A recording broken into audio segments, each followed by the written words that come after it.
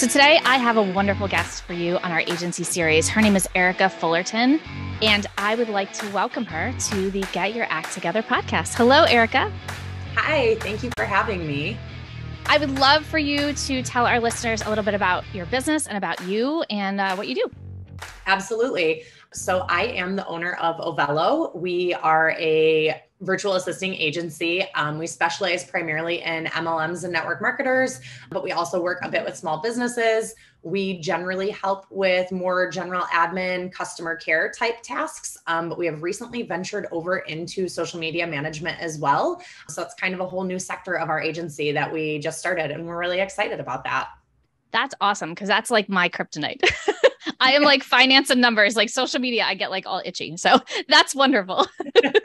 So you are offering admin stuff and now you're adding in social media. Like, why did you pick these things? Like, where did that come from? We kind of started organically, to be honest with you. When I first got started, it was just me as a solo person doing this. And I posted on Facebook that I had launched this virtual assisting business. I had no idea what I was doing. And I got some people on my friends list that I didn't really know that asked if I could help them in their businesses. And they happened to be in the MLM and network marketing world. And then through helping them, I just ended up getting a lot of referrals from them. And that area of our business just grew so much to the point that I had to bring on a team and become an agency, or else I was going to be turning business away. And so that's kind of how we got started with that. And through that, we realized that a lot of people really need social media help and they don't have any idea what they're doing when it comes to their social media, but they know that it's important to be on there. So we've decided to build up that sector of our business to further help the clients that we have and some other clients that we don't have yet, but definitely need help in that area. That's great. People coming to you and then finding what they need and then solving their problems, right? It's classic. That was me too. Well, and avoiding launches on my part, because I try to avoid those at all costs. I think you alluded to this a little bit. But why are you an agency? Why did you go the agency route instead of going to VIP days or retainers or whatever else you could have done? For me, my number one thing was I just wanted to be able to help as many people as I could. It was a passion of mine to be able to help these people in their businesses and not have to turn them away and say, no, I'm sorry, I can't help you. And with the kind of clients that we've always served, it didn't make sense to do like a VIP day or something like that, because that just really wasn't what our particular clients needed help with. It didn't fit for them. Basically, it was either I made the decision to turn people away and say, hey, I'm sorry, I can't help you because I'm booked, or bring people onto my team that could help them. And I really didn't want to have to say, no, I can't help you. So I went the other route and decided to start hiring on a team. I think a lot of people start agencies for exactly that reason, right? Like the work's coming in, you don't want to say no to the work, or the cash coming in, right? So you're like, okay, if I have more people help me, then I can keep bringing in this work. Right? Yes. Yeah. Exactly. I mean, that was me too. I put a call out to my mom. She was my first VA. I was like, I'm so overwhelmed. Yes. Tell me more about how your agency is structured, because I think that this is going to be one of the interesting things over the series, is going to see how people build things. Are you very do you have lots of layers? Are there do you follow a strict system like EOS?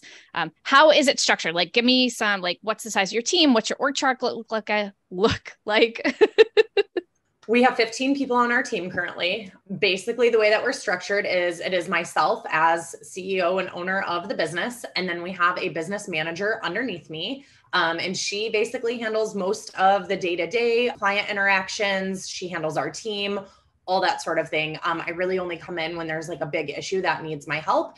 And then I would say kind of under her ish, maybe sort of next to her, is the social media director. And she handles the entire aspect of our social media business, doing exactly what our business manager does, just on the social media side. Each one of our VAs is, once a client comes to us and decides, hey, I'm interested in your services, myself and our business manager will do a discovery call with them. When they decide to book and they've signed contract, paid an invoice, we will do a kickoff call with them and the VA that we have paired them with. And then they're basically off to run on their own. Like the two of them will work hand in hand together. I'm not filtering tasks saying like, hey, this person needs to do this task for this client. It really is just, we have paired you with your client and your VA, and you guys now work together unless we need to come in on something. So we do periodic like check-ins with clients, but otherwise we're really out of the mix at that point. And that's like a true agency. Like they have a book of business kind of thing that they're dealing with. Yes. And that's great. I mean, good for you, because so many people get stuck in the, well, I have to touch every part of it. I have to like tell everyone what to do. And I have to set up the Asana board or the teamwork, like all that kind of stuff. So good for you for getting the hell out of the way, right?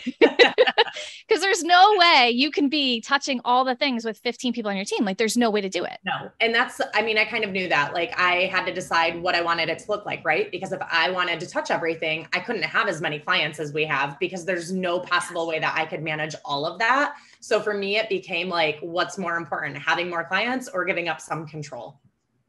Yeah. And giving up control is like the hardest thing, right? Anyone who comes to me talking agency and coaching or whatever, they're always like, I don't want people to touch my stuff. I don't like anything, everything is about control. At that point, giving up that amount of control gives you so much more freedom because you're not thinking about it all the time.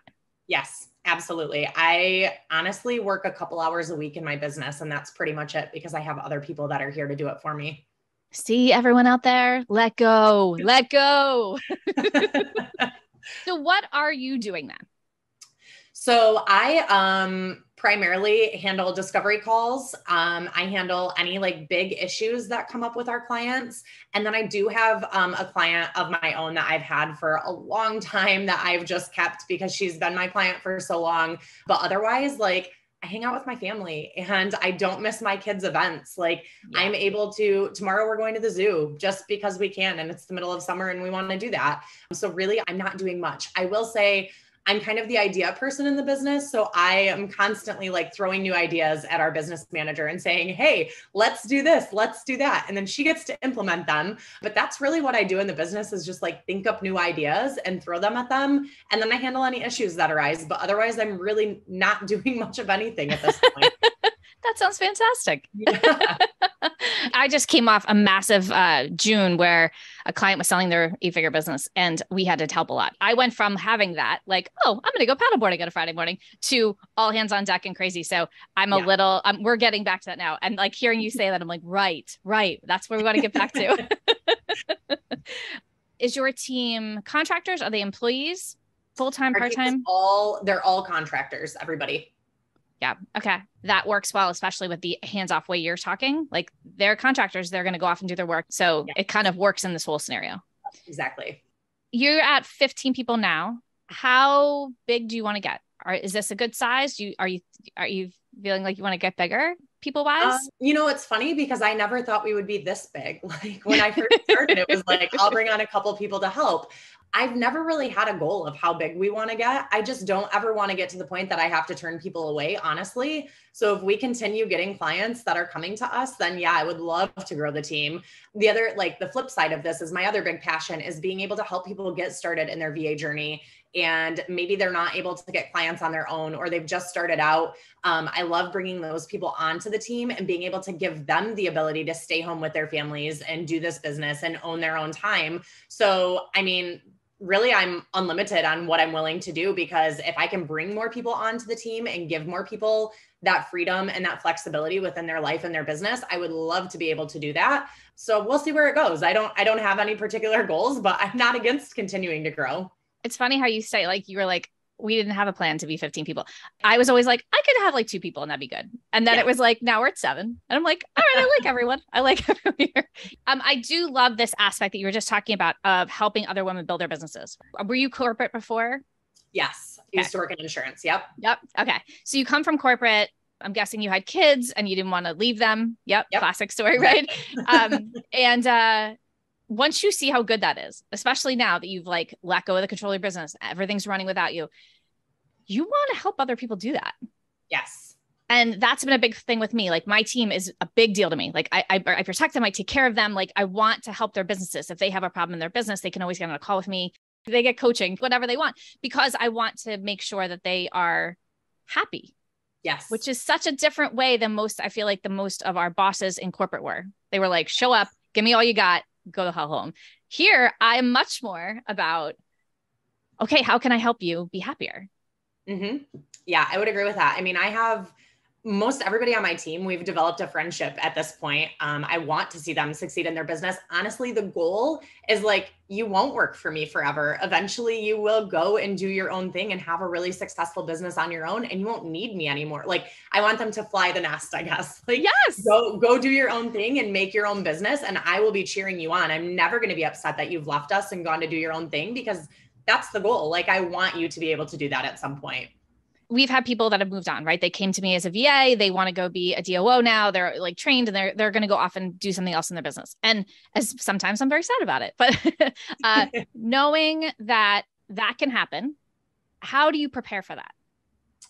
So we always make sure that we have people in the back end that are ready to take on more clients. Because we specialize specifically in MLMs and network marketing, for the most part, we have basically teams of people that handle certain companies. So within like the MLM world, we've got Zaya and Optavia and Color Street and all these different businesses. So we will have a group of people that know that business really, really well. And the majority of their clients are in that particular business. So if we have somebody leave that has 2 or 3 Zaya clients, let's say, we have other people that are working primarily with them that can take those people over. So it's a really easy transition where we just say, hey, we're going to go ahead and put you with this other person that works primarily with your business. They already know everything that you're doing. And the people on our team are always really great. We have always had the situation where when they leave, they give us enough notice that they can then train the other person to take over their people. So it's usually not a whole lot of training, like I said, just because they do know the business already, but it's a matter of like, hey, this is what my client in particular really likes to do in this scenario. This is how they do things. But we've always had a really great transition with them being able to train for someone else to take over for them. So it works really well for us actually when people leave. And yeah, that's a good point, because you have similar client, like the different, like Color Street or whatever. So like they understand how that works already. It's not like just coming in and like, here's another person with a completely different business. Exactly. So that's great. So like having that specialty, niching down to serve a certain kind of client really is helpful in your agency to be able to, helpful. To be resilient, to be able to have people leave and all that. What kind of focus do you have on culture in the way of keeping people happy? And like you said, that they're going to give you notice. That doesn't always happen. No, it doesn't. Like I said, I've pretty much built friendships with everybody on our team. I go out of my way, especially because I'm not in the day-to-day of doing client stuff. I have time to have conversations with these people and ask how things are going, know about their lives, pay attention to what they're posting on Facebook or Instagram, because I have time to sit and scroll during the day. So I really have a lot of time to build those relationships. The other thing, like, I have a very giving personality. Like, my love language is to gift things to you constantly. Like, I want to give other people stuff constantly. So like, we celebrate birthdays, we celebrate things that are happening in their lives. Like, I'm always trying to celebrate our people, encourage them, cheer them on. A lot of them do, actually, we have quite a few that do their own like MLM businesses. So I'm even like cheering them on in those and like supporting them when they hit new ranks within their business or whatever that looks like for them. So just like really keeping that alive and making sure that like we always have an open door policy. You can come to me with anything. I'm very protective of my team. So if there's ever an issue between like a client and our team, I have my team's back 1000%. And they know that. And I've proved that time and time again. So I think that alone just makes them feel like they're working at a really great place and they want to respect us and respect boundaries of like leaving and giving notice and things like that, because we've treated them so well throughout their time with us.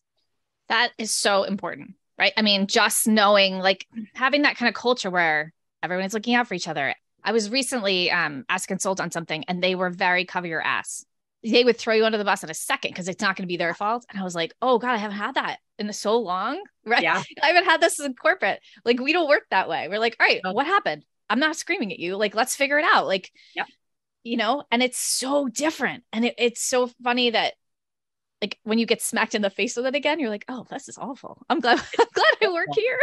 Yeah. I like joke with people sometimes that I still have PTSD from working in corporate, but I'm like, it's true. And like, I never want to treat anybody that way. Like, I didn't intend on having a business where I had people working for me ever, but now that I do, I'm like, I'm going to make sure it's a good place. And I'm going to make sure that you don't dread coming here. You don't dread having a conversation with me. Gosh, I used to hate when my boss was like, hey, can I talk to you for a minute? Because I'm like, oh my gosh, what's happening? Panic ensues. I never want somebody to have that feeling with me. So I go out of my way to make sure that it is the opposite of that. Agreed. Totally agreed. And I think that's so important to get all those things like notice and making sure things are done right. And Yes. And knowing that they're going to show up. Yes. Right? Like a lot of an agency relies on everyone showing up.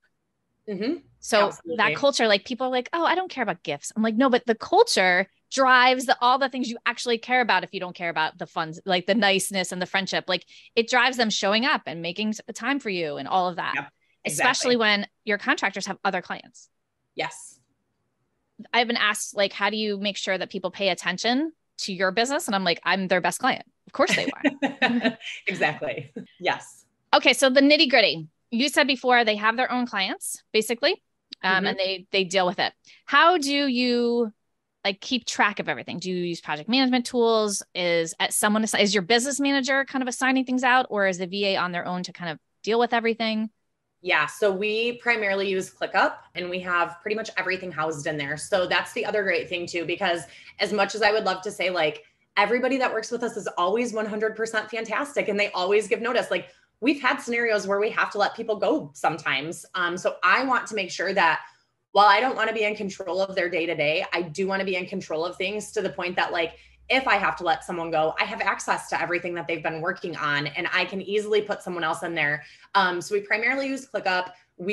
My business manager will set up a ClickUp space for a new client and a VA. And then all of their tasks, anything that they're working on, any links that we need, Google Drives, things like that, they all go into that ClickUp space. And then if it ever comes to somebody leaving or us needing to get rid of somebody or something like that, we have everything right there that we have access to. And it works really well too, because I mean, you do sometimes run into a scenario where a client says, hey, my VA has been MIA. I don't think they're doing anything for me. Like, what's going on? And I can go look and see, like, okay, yeah, you assigned these tasks last week and they've clocked 0 time on them. Like, what is happening? So it works really well for us to have that sort of system where we can see things, but we don't have to be in the mix of day-to-day stuff. Amen. I preach this constantly. That's part of the giving up of control, like being able to see it. Like there's a difference between abdicating everything away and being like, I'm just not going to look at it.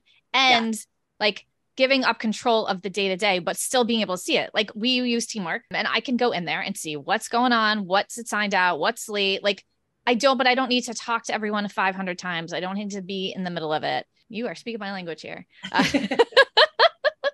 So do you guys have like team meetings? Are you in there a lot? Like, is there like a weekly meeting or is there a lot of those kind of things? So we used to do weekly meetings when we were smaller, but honestly, getting 15 subcontractors together at the same time becomes really difficult. And I'm very big on their boundaries. Like, I don't want anybody to feel like they have to be somewhere at a specific time. We have people that work for us. Like we have a military wife who's in Guam right now. So like she's 15 hours ahead of us. So getting her on a meeting is like super difficult. We primarily use Slack and we will do weekly check-ins. So every Monday, they just drop in our weekly check-in channel to let us know like what they're working on that week, what their priorities are, if they need any specific support from us. And then I will, beginning of the month and mid-month, I will drop a Loom video in there with just like some updates on whatever I need them to know about the business, clients, different things like that for the month. And then they all just like drop an emoji once they've watched it. And I know that they are good to go on that. And that's pretty much how we do most of our communication, because like I said, it's really hard to have everybody in one place at one time. Yeah, same here. We are big friends of Slack. I hate meetings. I love a good chat. Want to get me a glass of wine and hang out, totally fine. But like sitting in a half an hour meeting that no one needed drives me up the wall. And I have a bunch of clients that used to do that. Like, we're just going to have a weekly meeting for an hour. Why? Like no one needs this. So we never have meetings at this point because of the same thing. We check in on Slack constantly. I'm always available. And like you said, we have different time zones.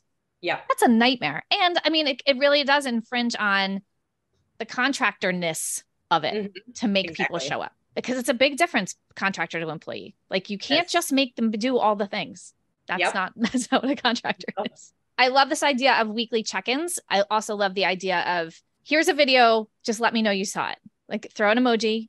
I don't need to email you to see if you did it. I don't need to follow up on it. Like they don't need to say anything to me. Like all of that, I feel like a lot of people build into their businesses. They build in all these like, well, they didn't email me to tell me they watched the video. And you're like, why? Why are we wasting all this time? Yep. And I think that's a big reason that you can get out of the business, because you can put something out and then have that feedback without Everyone's spending a whole meeting together. And that is one of the things I think that gives you so much time during the day. Yes. Because you can be in the business without having and know what's going on. Yep. Without 100 million emails. Yeah. And I can be anywhere and check Slack. So if they need something from me, like I can do that from the zoo. I can do that from my backyard. Right? Like, I don't have to be at my computer to have a meeting with them. Today's podcast is being sponsored by the Get Your Agency Together group coaching program. This is a program I built for online service providers who either want to start an agency or to grow the agency they have so that it's organized, sustainable, and profitable.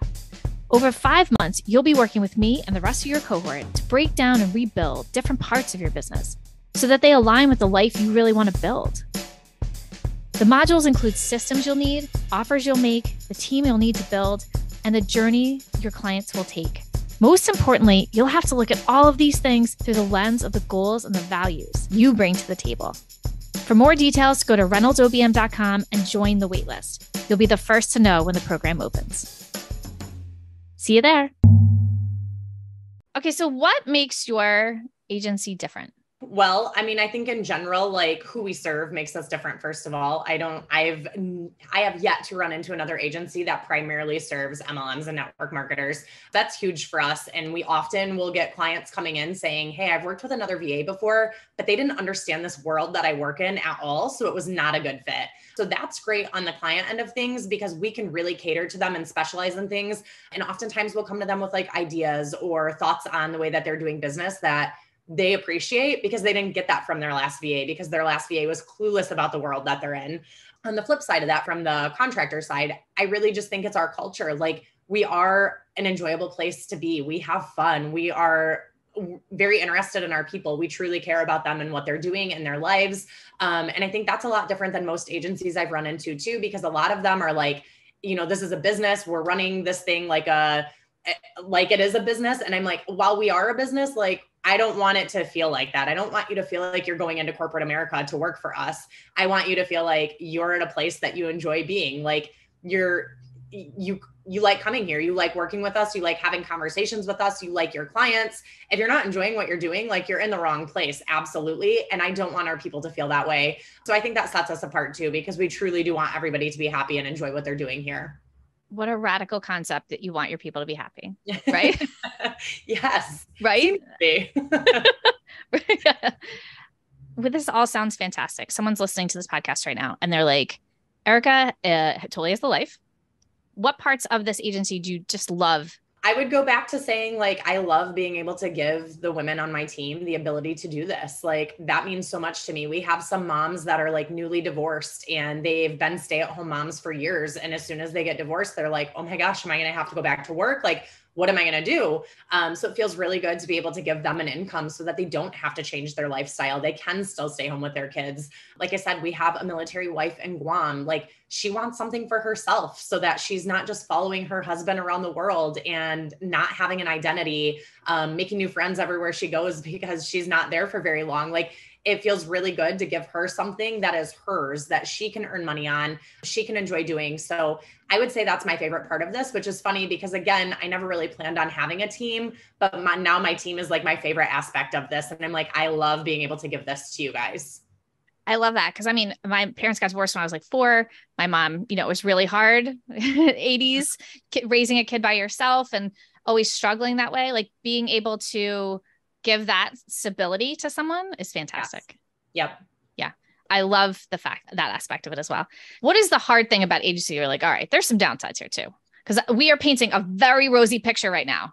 Yes. And I want to make sure it's not all just fun and games. No, it's not. Honestly, like as much as I love that I've given up control, that part is really hard too. It's hard to trust that somebody else is taking care of your clients. Like when I first built this business and got to the point that I needed to hire other people, it was because I was giving really great customer service to my clients. Like they really loved working with me. They referred me to other people. They knew I was going to do a great job. I'm a fast person. Like I talk fast, I move fast. I just like my turnaround time is fast. So I knew that like when I took something on for a client, they wouldn't have to wait until the due date to get it back. Like it would be done now. So giving up that control and like trusting other people to provide the same level of service that I would provide is really hard, especially when you're finding these people that you don't know outside of them interviewing for this job, applying for this job that you're posting. Like, you're trusting that what you've just experienced from them on Zoom is who they truly are, and that what they're saying about their work ethic is going to line up to how they actually work. And oftentimes, I shouldn't say oftentimes, it's not always, but there are times when that's not the case. Like, they paint this really great picture to you on this Zoom interview, and then you get them working for you and you're like, what are you doing? Because you are ruining this relationship with this client. Like, this is not good. So I think that's the hardest part for me. Like, sometimes I'm like, man, I'd just like to be able to clone myself, clone a few of our really great VAs and run with it. But that's not always the case. And it's really hard being able to trust that other people are going to do what you expect them to do. I'm always amazed at what people put in their application or what you see online. And then you meet them and you're like, these can't be the same people. Like, yeah, it's amazing. So yes.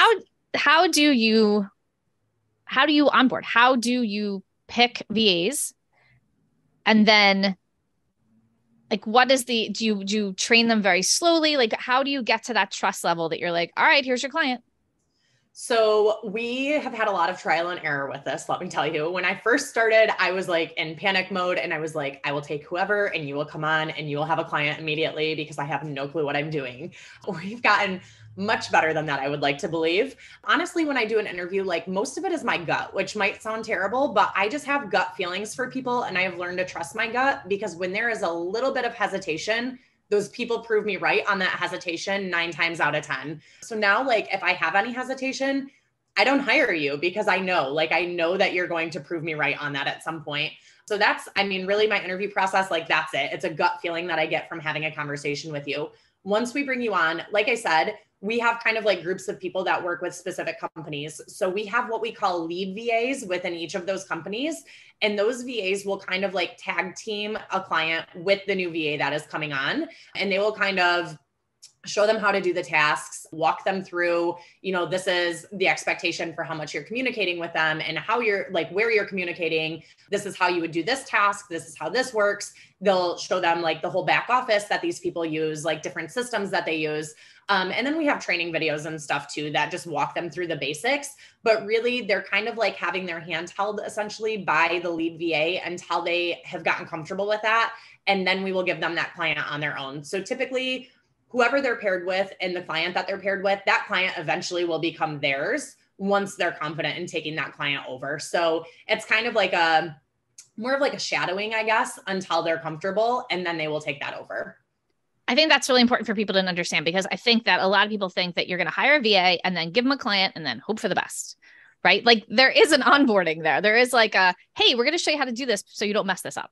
Yes. Yeah. And then there's going to be someone like your lead VA who can like look and help and yeah. And you're always like, the other thing I love about our culture is like, I'm always available. The business manager is always available. And we make that really known. So you don't necessarily have to go to the lead VA. Like, if the lead VA is unavailable or they're in a different time zone than you, and so like maybe they're sleeping while you're working, we are available and we are more than happy to answer those questions. So like, we try really hard to make sure that we're trained on everything that these clients are needing to, in case a VA does come to us and says like, hey, I'm not sure how to do this, or I'm really confused by this task. We can definitely help with that because we know what's going on too. So important. That whole building of the culture that you've been talking about, and then the setting up of training to get them to a place where they can, like, that all is really important. Just throwing someone to the wolves and them not having a clear expectation of what's going on, and then they mess everything up. Mm-hmm. Like, yeah. They can't help it. They don't even know what's going on. No. And we did that in the beginning. Like, if I'm being honest, I absolutely did that. But then I had to have a reality check with myself and say, wait, why is this not working? Why are these people not doing as good of a job as I want them to do? And then I had to have this like, oh, it's me. Like, I didn't train them. That's why they're not doing well. Yeah. One of my favorite things, I had to train myself because I want everything to be perfect, because that's just how I am. Right. And I'm like, okay, well, I'm not perfect. They're not perfect. Like, take a breath, Kelly. But there's one thing that I would say, like, okay, if something's getting messed up, I must not have explained it clearly. Mm-hmm. And that's been my mindset way of saying, okay, take a breath. If I had explained it perfectly, they probably would be fine. So let's go back and see where we missed something. And that usually calms me down enough to be like, okay, yeah, it wasn't their fault. They didn't know about whatever. Yep. And that's another, like, we love having the ClickUp space too, because we have specific spaces for each one of the companies that we work with. So as somebody like realizes how to do a task or they need a little clarification, we'll put notes in there so that new people coming in can see those notes and they can see the progression of this. So then it's easy for them to be like, oh, that answers the question that I had. That's how I do that, because it's right there in ClickUp for them. I love that. We have like Slack channels for clients. So that way, if you had to go searching for something or find out what was paid or whatever else, same idea, kind of that central location for information. How is it structured on pay? Is it, you don't have to give me real numbers if you don't want to, but is it hourly? Is it percentage? Is it a cadence? Like, how do you pay your people? Yep. So we pay hourly, and we start at 20 an hour. So pretty decent for an agency and general admin. We'll go up to 25 depending on their skill level and things like that. And then it is hourly. So they track their time right in ClickUp on each task that they're doing. And then every 2 weeks, our business manager will pull hours. And then we pay via direct deposit right through QuickBooks. So our team really loves that because they're not getting anything taken out as far as like if they were invoicing us through like Wave apps or PayPal or something like that, there's a percentage taken out. So we are actually eating the fees for what we pay to invoice, and they're not getting any of that taken out because again, like I protect my people and I want them to make every dollar that they're making and not have anything taken from them. And then it's direct deposited within 1 to 2 business days right into their account. So every 2 weeks they're getting paid. How does that relate to what you're charging clients? Are you charging clients by the hour too, or is that a package? Yep. So we typically charge clients by the hour with the exception of our social media packages. Our social media packages are not hourly. Those are a set price, but generally by the hour. And typically we're charging about $45 an hour for clients. I was going to say, I find that hourly, if you're going to charge an hourly, you pay an hourly. That way you don't get messed up. I think some people charge hourly or pay VAs hourly, and then they have a project, and then all the money in their project is gone to the entire VA. They've made no money. Yeah. Is there a way that you try to beyond that, like, especially I guess with the social media packages, how do you figure out like profit? Like, how do you know I'm going to charge $500 for this package? That means this person's going to get this much. I'm going to get this much. Do you have like a thing in your head, or is it kind of, I know this is a very new thing for you, so I don't want to put you on the spot. So with our, like specifically with our social media, we basically built the packages with the idea of how much time it would take to do these tasks and then priced it like that. So while it's not an hourly package, we have run the numbers for the hours and we know like, okay, we can pay someone hourly up to X amount for this package, and we're still making the profit that we need to make. So truly on our social media packages, we're making more profit than what we would like on an hourly package because we've priced them at the point that we are making enough money to cover them hourly. And the idea behind that is it's a new thing for us. So if somebody comes in and it takes them a little bit longer to do some of these things, we're covered. Like we have enough extra money there, and we're not at the point that we're like, oh my gosh, how are we going to pay them? Because we've now exceeded the amount of this package. So we've done that like kind of strategically. And the goal with that too is like at some point, once our VAs that are doing the social media are more comfortable in that, we will just pay them a set amount of money. But at this point, I want to make sure that they're taken care of too. So I don't want to pay them on the assumption of 20 hours a month for this package, but really it's taking them 35 hours a month to do the work. I would not feel good about that. So until they get into a rhythm and they're really like in their zone of genius there, we're doing the hourly, but eventually it will switch over to packages, which we've accounted for. Yeah. I mean, you can think, oh, that'll take me 5 hours. And then you find out that there's a problem. And 12 hours later, you're like, I'm totally screwed up. That's right. Exactly. So I think that's a really smart idea is to like map that out hourly. What would it cost me if it was hourly? Add in some buffer and then see how it goes. Yes. That's great. Yeah. I mean, a lot of people, I feel like they think that they have to be perfect. They have to finish this package and be perfect and put it out into the world and it's done. I'm like, it changes because you're going to go out there and things are going to change, right? Like clients are going to change. People are going to want different things. Like it doesn't have to be perfect. Just start, right? Because we both started the same way, like by ourselves. And then we needed help. And there wasn't a clear 5-year plan that was definitely executed. Like, right? Like you're laughing. Definitely not. You're like, no, I don't even know what's happening. But yeah, I mean, like the whole idea of this kind of evolution of like, you're going to learn and you adapt and you adjust, and you can't know what your clients are going to want in 2 years. You're going to have to see how that goes. Right. Yeah. Like it just, you have to be flexible. You have to be flexible. I think that's like one of the biggest things I've learned in business is like being flexible is key, because on every realm of your business, things are going to change, from your packages to your clients to the people working with you. Like, it's all going to change and you're going to have to change with it. So being flexible is huge. So on that note, the last couple of years, the world crisis is a long list of them. How has that affected your business? I know on the online world, it has been very different than in like corporate America or restaurant world or something like that. Like, how has COVID, et cetera, affected the last couple of years of your business? So for us, actually, like, it helped our business a ton, to be totally honest. Like, people were buying online all the time, and our clients are primarily selling things online. So everybody that we were working with, like, their business has really skyrocketed. So they would buy more hours from us or send more teammates to us and things like that. Really, the only downside that we've had is we had some people that would work with us because they didn't currently have a job because of COVID. And some of them have since gone back to work. So we've lost them because of that. Because, as great of a place as we try to be to work, like, you are subcontracted. So we can't offer you benefits. We can't offer you health insurance. And there are things like that that are super important to some people that I just can't compete with. So that's been the one downfall, is that some of them do go back to work. But as far as the business end, like, it really helped us grow a ton. I think that's a lot of online businesses, right? Like, yes. We were already online. We already knew how to work Zoom, so like, we knew how to do all that kind of stuff. So when people came knocking, we were ready. Mm-hmm. In that way. Is there something that you're thinking in the next year? Lots of doom and gloom on the horizon, although it was for the last 2 years and it didn't really affect us in the same way. For the next year or so, are there things that you're preparing for, or are you just like, it'll be fine?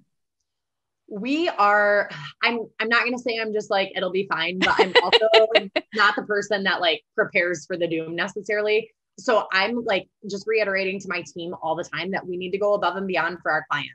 Make sure you're using all their hours. Make sure that you're coming to them with new, fresh ideas. I'm trying really hard to make sure that I'm giving my team new, fresh ideas for their clients all the time so that they can come to them. My biggest thing is just proving our value to our clients. That way they see the value in keeping us, even if their finances change a little bit. I want them to be like, you know what? Maybe my pay has gone down a little, but my VA is an integral part of my business. Like, I cannot get rid of them. So just making sure that we stay up on that front has been huge. And then we are trying to start some other projects that we can sell that are not necessarily like ongoing services, but like social media audits and having like a content calendar and things like that, that people can still purchase from us for a smaller amount, but it's not necessarily ongoing monthly service. And hopefully that will supplement a little bit if we do lose some clients, but I'm hopeful that we won't, because we do provide really great value to them. Yeah, I think that's always been a big thing, right? If you're indispensable, yes, you're the reason that they're making money, even if they're making less money, but you're the reason that they don't know where anything is without you, no. You become very important. Yes. Yeah. Well, and it's kind of like a lot of our clients have taken the role that I take in my business, basically, where they're like, I don't do much anymore because my VA does it. So like, do they want to go back to having to do everything? No. So if we can get to that point with them where they trust us enough to hand everything off and they're not really doing anything, we're pretty secure in what we're doing. Yeah. That's why I feel like there's a lot of gloom and doom out there. And I'm like, but let's all breathe. Because if you're doing a really great job and you're solving your clients' problems, maybe it's going to be okay. Yes. Right. If you're one of those businesses that is spammy and gross and not really being helpful, then I think maybe you have a little more to worry about, but that's not us. So. No. All right, Erica, I love this. I love how fast you talk because I am right with you. And I hope that everyone else you can slow it down on your iPod, your iPod. Oh Lord, I need more coffee today on your podcast app because we were talking fast today and that's just fine. So it has been great to have you here. Thank you so much for joining me for this series. And thank you for being so upfront about everything. Like, tell me about the stuff, because that I think is what we all want to know, right? Like, we always want to see the back end of things. Like, how do you do that? What's your templates? Like, what does your dashboard look like? Absolutely. And that's what I want to do with this. So thank you so much. Can you tell everyone where they can find you? Yes. So you can find us at www.clubovello.com, or on Instagram, it is club.ovello. So we are primarily on those two places. Awesome. And I will put all of that in the show notes. So you guys can find Erica and help her through the next doom and gloom as a great client. So thank you so much. And we will see you next week. Thank you so much for joining me this week. If you have an agency or want to create one, Come join my Facebook community, Get Your Agency Together, where we talk all the things growing and scaling your agency. For show notes and more info on all the things, head over to reynoldsobm.com. Follow me on Instagram and Facebook at ReynoldsOBM. And finally, if you enjoy this podcast, I would love for you to give us a review on iTunes.